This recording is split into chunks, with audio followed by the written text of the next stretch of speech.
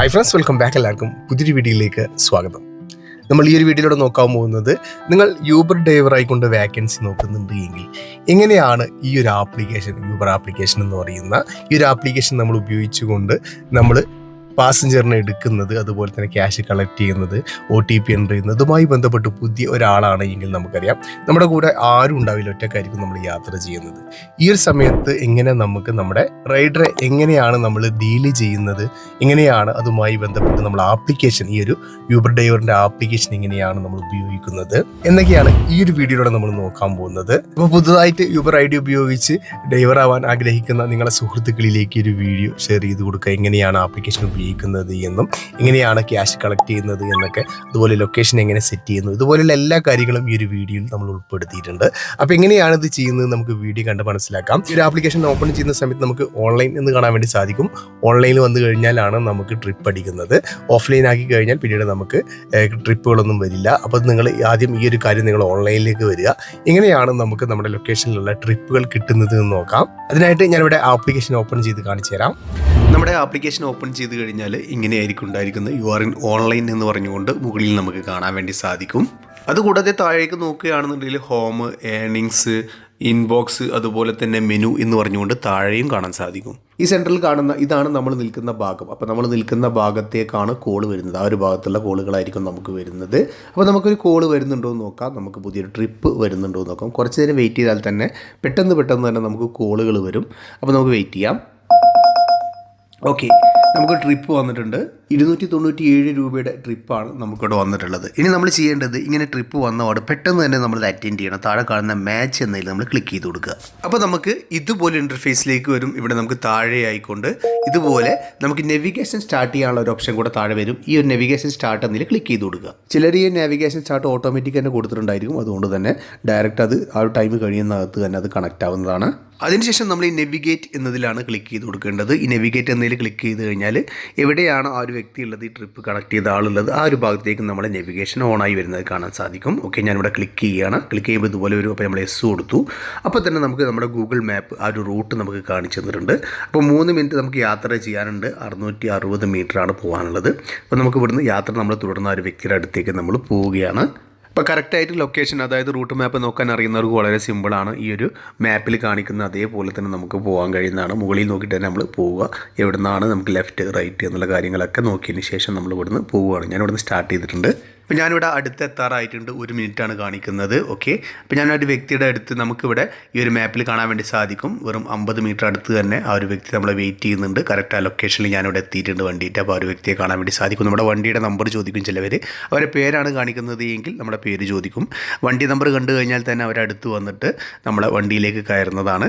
അധിക പേരും നമ്മളെ വണ്ടിയുടെ അടുത്തേക്ക് തന്നെ വരും. ഇനി വന്നിട്ടില്ല എങ്കിൽ, ആ ഒരു വ്യക്തി നമുക്ക് കാണാൻ വേണ്ടി സാധിക്കുന്നില്ല എങ്കിൽ, നമുക്ക് ആപ്ലിക്കേഷനകത്ത് നമുക്ക് അവരെ കോൾ ചെയ്യാനുള്ള ഓപ്ഷൻ ഉണ്ട്. അതുപോലെ തന്നെ നമുക്ക് ടെക്സ്റ്റ് മെസ്സേജ് ചെയ്തുകൊണ്ട് ചാറ്റ് ചെയ്യാനുള്ള ഓപ്ഷനൊക്കെ വരുന്നുണ്ട്. ഇപ്പോൾ ഞാൻ ഈ ആപ്ലിക്കേഷനകത്ത് പോയിട്ട് കാണിച്ചാൽ ഈ ഒരു വ്യക്തിയെ നമുക്ക് കാണുന്നില്ല, അടുത്തൊന്നും കാണുന്നില്ല എങ്കിൽ നമുക്ക് കോൾ ചെയ്യാനുള്ള ഓപ്ഷൻ കാണിച്ചാൽ ഞാൻ ആപ്ലിക്കേഷൻ ഓപ്പൺ ചെയ്യുകയാണ്. അതിന് താഴെയായിക്കൊണ്ട് ആരാണ് നമ്മൾ ഈ ട്രിപ്പ് വിളിച്ചിട്ടുള്ളത്, അതായത് നിഹാരിക എന്ന് പറയുന്ന ആ ഒരു വ്യക്തിയുടെ പേരും ഈ ഒരു ആരെ പേരിലാണ് ഈ ഒരു ID ക്രിയേറ്റ് ചെയ്തിട്ടുള്ളത് അതും നമുക്ക് കാണാൻ സാധിക്കും. അതുകൂടാതെ മുകളിലേക്ക് നോക്കുകയാണെന്നുണ്ടെങ്കിൽ എവിടേക്കാണ് നമുക്ക് പോവേണ്ടത് എന്നുള്ള കാര്യം മുകളിൽ കാണാൻ സാധിക്കും. അതുകൂടാതെ ഇത് ക്യാഷ് ട്രിപ്പാണോ അല്ലെങ്കിൽ ഓൺലൈൻ പേയ്മെൻ്റ് ആണോ എന്നൊക്കെ നമുക്ക് ഇതിനകത്ത് കാണാൻ സാധിക്കും. ഇപ്പോൾ ഞാൻ ഈ ട്രിപ്പ് വിളിച്ച ആളെ കാണുന്നില്ല. ഇയാൾക്ക് ഞാൻ മെസ്സേജ് ചെയ്യുകയാണ്. ഈ ഒരു ഐക്കണിൽ നമ്മൾ ക്ലിക്ക് ചെയ്ത് കൊടുത്തു കഴിഞ്ഞാൽ നമ്മോട് എത്തിയിട്ടുണ്ടെങ്കിൽ ഇതിൽ നമ്മൾ ക്ലിക്ക് ചെയ്ത് കൊടുക്കുകയാണ്. അതുകൂടാതെ നമുക്ക് ചാറ്റ് ചെയ്യാനുള്ള ഓപ്ഷൻ താഴെ വരുന്നുണ്ട്. അപ്പോൾ അവരോട് എത്തിയിട്ടുണ്ട് എങ്കിൽ നമുക്ക് കോൾ വരും, അല്ലെങ്കിൽ നമുക്ക് കോൾ ചെയ്യാനുള്ള ഓപ്ഷൻ ഉണ്ട്. അവിടെ മെസ്സേജാണ് അയക്കുന്നത്. ഇനി നമുക്ക് അതിൽ തന്നെ ക്ലിക്ക് ചെയ്ത് കഴിഞ്ഞാൽ മുകളിൽ കോളിങ്ങിൻ്റെ ഓപ്ഷൻ കണ്ടില്ലേ, ഈ ഒരു കോളിംഗ് എന്നതിൽ ക്ലിക്ക് ചെയ്ത് കഴിഞ്ഞാൽ ഇതിനകത്ത് നമുക്ക് ഡയറക്റ്റ് കോൾ ചെയ്യാൻ വേണ്ടി സാധിക്കുന്നതാണ്.